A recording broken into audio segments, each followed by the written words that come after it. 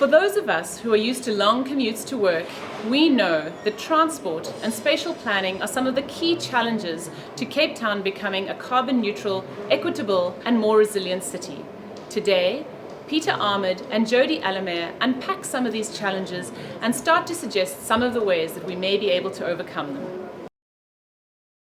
Good afternoon from just outside the Cape Town International Airport. My name is Peter Ahmed. I'm a manager for the Spatial Planning Unit within the City of Cape Town. And I'm joined here today by Jodi from PwC's Cities Unit.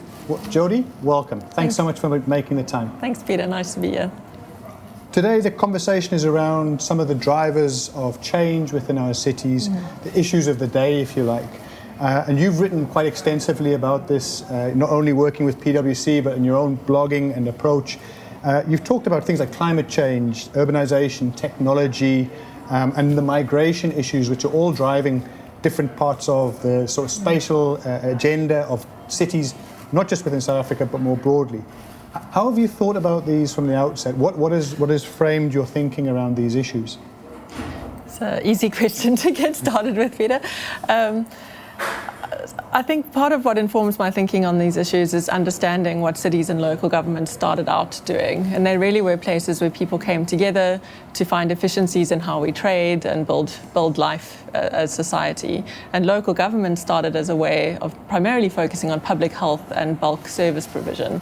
Water and sanitation provision was the sort of nexus of local government, and everything we've done on local government since then has built up on that sort of fundamental focus of provision of basic services at a bulk scale to enable the sort of economic activity that happens inside cities.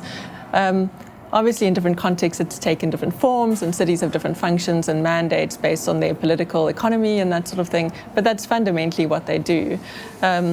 Recently, or I think with the sort of rapid changes around climate change, populism, rapid urbanization, as you say, there's increasing pressure for cities to take on more and more functions, more and more tasks to tackle these problems that are quite different and a lot more complex than the sort of basic service provision of the past.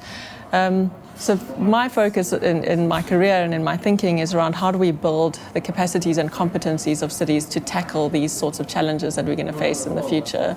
And it really is maintaining that basic competency to kind of keep the lights on and keep the basic service delivery going. But building on top of that also a set of competencies that help people to think about the future, to show leadership on these strategic issues, to work with communities, to understand the citizen experience and citizen expectations of them, to both influence global agendas on these topics and bring programs down to the community level that actually help us to adapt to and mitigate these really big, sometimes quite scary drivers of change facing how we live in our cities. I guess what's been interesting, Jodi, is that at times we've seen some of the cities actually take the lead in some of these issues and some of those global agendas, and they're signatories to different protocols and so forth. How do you think that is starting to, again, shape our understanding of the city's role within that space of driving some of these themes and the climate change, the carbon neutrality, etc.? Sure. No, absolutely. Cities have been at the forefront of a lot of the agenda setting, and we've seen cities in some contexts actually go against what their national governments are advising or suggesting at a policy level or on a global platform. And that really does put us in an interesting position around what is the role and what do people expect of their city government. Some will say that's that's going a step too far and you must focus on keeping the basics going, and others will sort of applaud their city leaders for taking that initiative. I do think there is an inherent value in helping to set that agenda, because eventually those things come back down in terms of your targets, your indicators, everything that you appraised and measured against, funding programs that might land in city spaces that help you to implement infrastructure programs that are innovative or interesting in reaching out to new targets. I think there's a lot to be said for that. I would caution against participation in that where it's purely about sort of visibility. Visibility is a part of it, but you need to be getting something back from that engagement and those platforms, also in terms of maybe additional technical assistance or technical support. And cities need to have, as part of their strategy, how are we going to influence agendas upwards, and how are we going to use that to bring back down what we need to implement and reach our intended outcomes as a place.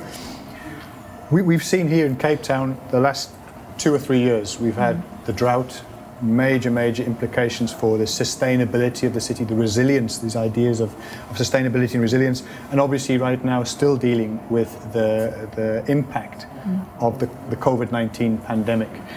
Again, how do you think these are helping us think about not just these perennial challenges of resource sustainability, but these shocks that come and are testing us, testing cities, testing the ability to govern, and the economies that you say. Cities are about transaction. We've seen what the impact of that has been in terms of diminished transactions, local economies, city economies really facing quite stark realities. So again, those two things that come to my mind when we think about shocks to the system. And maybe again some thoughts around what we can learn and where we're going with these things.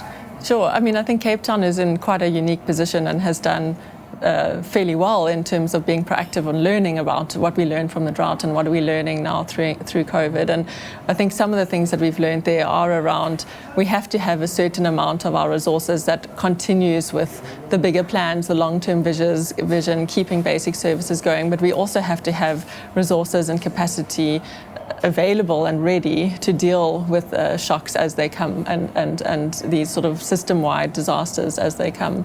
I think another key learning is to understand that vulnerability to these shocks sits differently in different parts of our city, and our ability to build out more sort of resilient and sustainable cities, especially in Cape Town, is very much linked to our spatial form.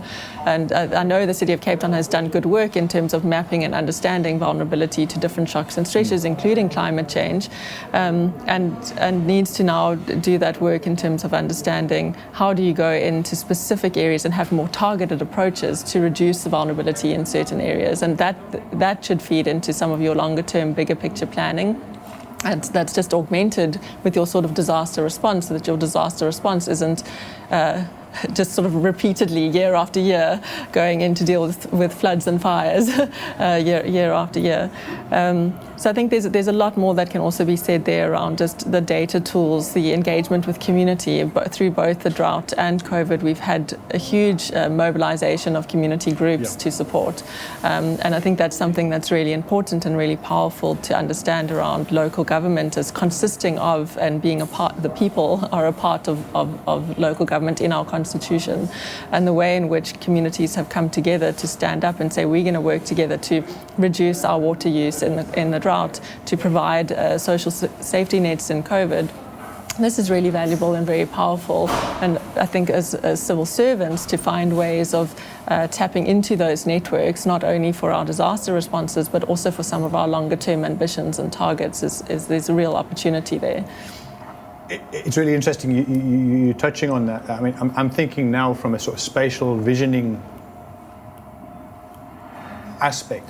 We've seen recently the National Spatial Development Framework being launched in draft form. There's a provincial spatial development framework, and obviously within the city there's a municipal spatial development for these different levels, if you like, of planning. Do you think there's still room for that? Is there still the sort of the grand plan and the grand ambition? Whilst we're on the one side trying to deal with the reality of the year and whatever's been thrown at us, is there the importance of that grand vision? Do you think that those are still important aspects that we need to keep in the back of our mind, particularly if we're thinking about aspects of inclusivity, transformation, etc.? How do you think these two things work together? Look, I mean, we often are criticised saying we've got so many plans and not enough implementation, and I think there's a lot of validity in that.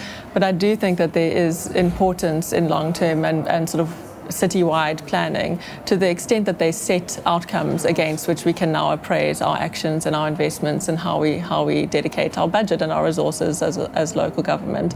And I think those words like inclusive and integrated and sustainable, and we need to be able to they mean different things to different people, very different things to different people. So we need to be able to translate that into outcomes that we can, like I say, appraise our activities against, and have those long-term goals. If you think of things like the carbon profile of the city of Cape Town, a lot of that is linked to the spatial form, and that does require real sort of focus on planning around the spatial form. Things like fixing our transport network, realigning our areas of higher density and lower density to have more sustainable movement patterns and things like that through the city. That has to happen at a certain scale and over a certain time frame. So I think you do need that planning that deals with that scale and that time frame, while also having these resources that can deal with the uncertainty and crises of the moment.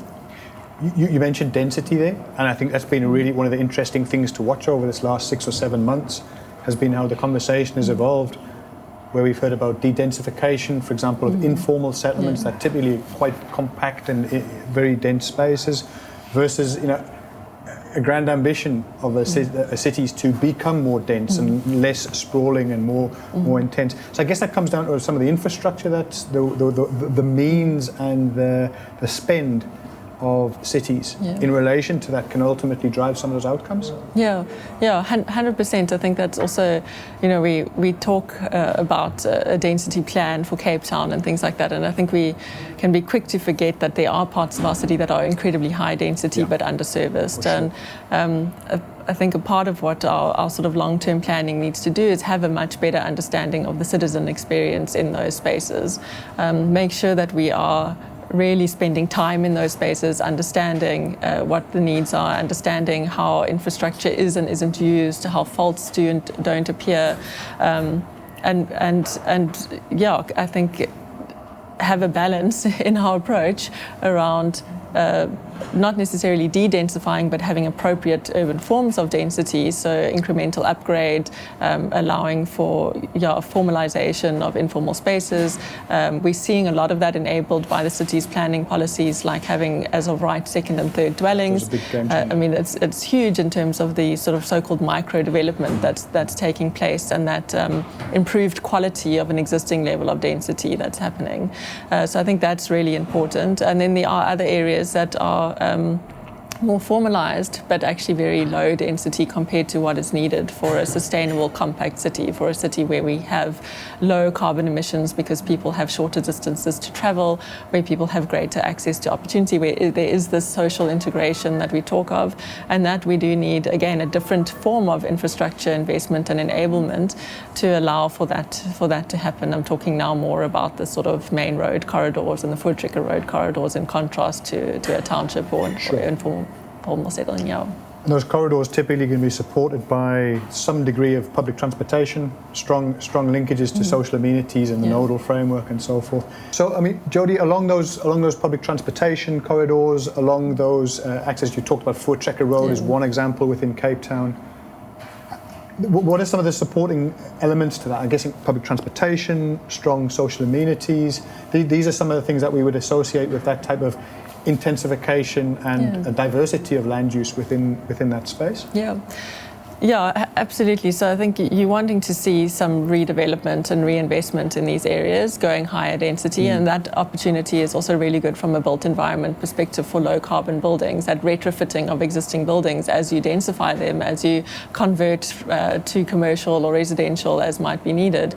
That offers another opportunity to, as I say, retrofit and get more energy efficient buildings in those corridors. And as I say, brings the compactness of the city closer together. So where you've already got existing infrastructure in the rail corridor, of course we have major issues with our rail corridor, fundamental threat. Major issue, yes. Seeing some early positive signs of the modernization program being implemented and things slowly, relaunching a few lines that were closed. So cautiously optimistic about that. But, if we can get that right, that I think will really be quite a big fundamental to the way in which we've conceptualized our whole city spatial form is around the rail network, my city bus networks, and the routes that the minibus taxis take. And I think we have come from a history of quite a high, relative to other South African metros, quite a high usage of rail in particular as public transport. So getting back to those levels or higher will be further enabled by investment in that infrastructure, which is tricky because it's not a city mandate. But also investment in the land parcels and identification around that then allows for that high frequency usage of people using those modes of transport. Yeah. Let's pick up on this transportation element, because if we look at what the City of Cape Town is looking at, it's quite an ambitious program of working towards carbon neutrality towards 2050. And what we know in terms of the stats and the figures is that, in terms of energy consumption, in terms of the most carbon emissions, transportation is the biggest sort of contributor within the Cape Town context. So this idea of a public transport, I guess, of getting more people into more clean methods of transportation would be fundamental to that. I guess this is one element. There is obviously the whole green buildings aspect and how we can make buildings. Let's talk about the transportation just a bit more in terms of what do you foresee is coming within the city space. I know we've had the My City, you've talked about the rail and potentially are there other elements that we should be thinking about? There's definitely a lot of other elements that we can think about. I think the role of technology in transport, how those two intersect, is really key. Transport and urban mobility has been massively disrupted by the concept of mobility as a service, mobility as a platform. The sort of e-hailing services being the most common example of that. In Cape Town, we've got a huge growth in delivery vehicles, motorbike delivery vehicles in particular. And these are all forms of traffic on our roads that contribute to our overall carbon emissions on the streets, contribute to demand for space, contribute to how our streets should be laid out and space on our streets should be shared. So these are all things that we are battling to predict and keep up with, battling to know when should we regulate, what are our appropriate levers as local government, when is it regulate, when is it enable, when is it maybe directly invest in. So these are things that we need. Obviously the fundamentals are there in terms of the rail infrastructure. We just need the rail service operating on the rail infrastructure. The existing minibus taxi industry is really, really strong, and there's been some interesting pilots in Cape Town around experimenting to see can we get them operating on a regular schedule as opposed to waiting until they're full, and the impacts that has for a commuter in terms of just waiting time and the sort of comfort and predictability of the experience, as well as what that could mean for efficiency of the system. So these are all processes where there is good progress. And there's a lot of groundwork to build on. And certainly the city's investment in My City has had a lot of intended outcomes in terms of land value add, sustainability, enabling movement in different communities, and those are all also being revisited and reviewed to understand, well, what have we learned from that first phase, and what does that mean for future role and investment in rapid bus transport. So these are all elements of a transport system. For me, fundamentally, walkability is another one. We sit here in the greenest hotel, but a stone's throw from the airport, but I can't walk from here to the airport. That is fundamentally a problem. And so I think that lower level of how we engage with and think about using space and mobility, right down to where can I walk and where can I cycle, also needs to form a part of our thinking. One of the things that you drove and co-founded, Jodi, was the Open Streets initiative here in Cape Town. And that seems to have gained momentum, certainly pre-COVID. It gained momentum over a number of years. It talks directly to the use of space along certain streets within the city, and talks very much to the idea of pedestrian access, cycling, skating, all those things which are zero contributors to the carbon emissions. Please tell us a bit about the history of the Open Streets program and how you see that as a contributor to all of these things, the idea of integration, of accessibility, of inclusivity. And I really would like to hear that. Sure. So Open Streets is based on the Bogota, the South American model of ciclovia, which is closing out streets and embracing them as public spaces where people can recreate in whatever way they want. So it encourages mobility by skateboarding, walking, cycling, pushing a pram, whatever, but also come out and perform if you're an artist, or just enjoy some family time.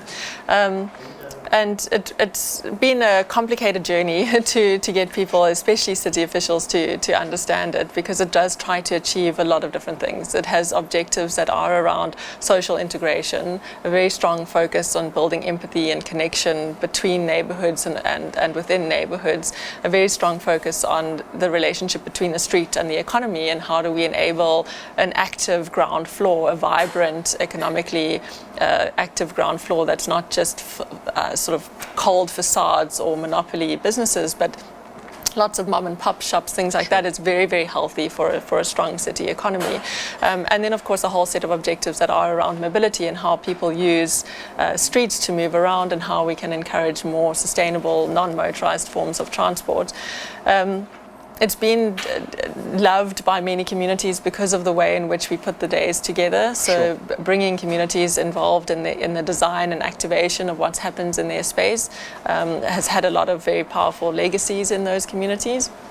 And one thing we've really struggled with is converting it from an event to a sustained program, and Cape Town has pedestrianised very little. It's pedestrianised St George's Mall in town. Quite some time ago. Yeah, quite some time ago. And small stretches of roads here and there, but very little. And what I have found now in the last couple of months, and even more in the last couple of weeks in response to COVID, is a lot of streets that are popular for business, so have existing business, vibrant businesses. So I'm talking about Bree Street, Long Street, Lower Main Road in Obbs, Main Road, Musenberg, that St James Strip. These are well-known streets for people to have businesses and activity on. They see an open streets kind of initiative, a pedestrianisation, as a key part of recovery from COVID. Right. It provides opportunity to be outdoors, safe. There's a whole public health safety element to it. And of course it might, it's summer now, people want to be outdoors, it attracts people. What we battle with is there's no clear process for how to go about doing that. And I think that's something where, if the City of Cape Town is also on board with these multiple objectives around pedestrianisation, walkability, low carbon forms of mobility, connecting communities, integration and economic recovery, providing a process and a platform for groups like this to know exactly this is what I need to do, these are the steps I need to follow, and I will be able to achieve this outcome once a month or twice a month, or maybe regularly every evening in certain neighborhoods. I think that would be a sort of a really powerful enabling move. So trying to embed it within the institution as opposed to, as almost a program, as opposed to a once-off, and then it's forgotten about. So something for the city to think about and learn from there. Bogota, Colombia, obviously where the inspiration for Open Streets comes from. Are there other places around the world, whilst you've been researching, and many of us sort of surfing the net over these last few months during the COVID period, is there anywhere that you're taking inspiration from, that you're thinking about looking at other examples where we could be considering, whether it's in a Cape Town or South African context? Any other examples that have given keen interest from your side? Sure. So I think the first thing to say is Cape Town actually does often a lot better than we give it credit for. I'm not shy to criticize Cape Town, the City of Cape Town, but actually, working with them and also with other cities, there are a lot of things that Cape Town can be very proud of, and I think often international experts and things like that come thinking that, it will be easy to teach us something, and realize that we're far further ahead on our thinking and planning than they might have anticipated. I do think that we can be learning more from other African cities, especially around how we deal with informality, how we embrace informal economic activity as a part of our development path and development trajectory, to not mimic where we want to be at the end of it and just assume that we'll get there, but to actually start with where we are and work upwards from there. I think there's a lot more we can be learning from other African cities on that.